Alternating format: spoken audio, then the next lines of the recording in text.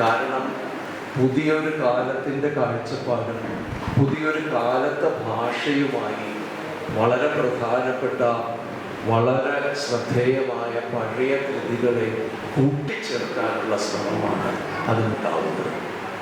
ഓരോ പുതിയ പരിഭാഷയും രണ്ട് കാലങ്ങൾ തമ്മിലുള്ള സംഭാഷണമാണ്.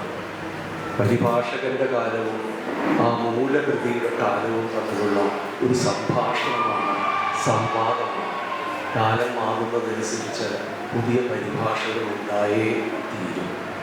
ആ ഉണ്ടാകുന്നത് ഒരു സമയം മൂലകൃതിയെ പുതിയൊരു സദസ്സിന് പരിചയപ്പെടുത്തി കൊടുക്കുക എന്നതിലുപരിയായി മലയാളം എന്ന ഭാഷയെ തന്നെ കൂടുതൽ സമ്പന്നമാക്കുവാൻ അത് സഹായകവുമാവുന്നു എന്നാണ് പറയാൻ കഴിയുക.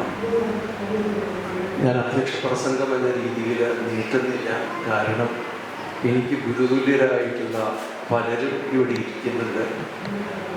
നാരായണ മാഷും മുരളി മാധവൻ മാഷും ഒക്കെ ഇരിക്കുന്നുണ്ട്.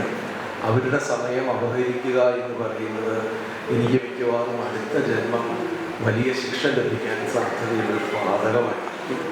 അതുകൊണ്ട് ഞാൻ അതിന് തുനിയുന്നില്ല. ഈ പരിഭാഷ ആവുന്നിടത്തോളം ആളുകൾക്ക് വായിക്കാൻ അവസരമുണ്ടാകട്ടെ. ആ പരിഭാഷയുടെ സവിശേഷതകൾ എന്ത് എന്ന് കണ്ടെത്താൻ അവസരമുണ്ടാകട്ടെ. ഒപ്പം ഇതിന് ശ്രമിച്ച ചന്ദ്രേട്ടന് എല്ലാ ആശംസകളും നേരുകയും ചെയ്യുന്നു.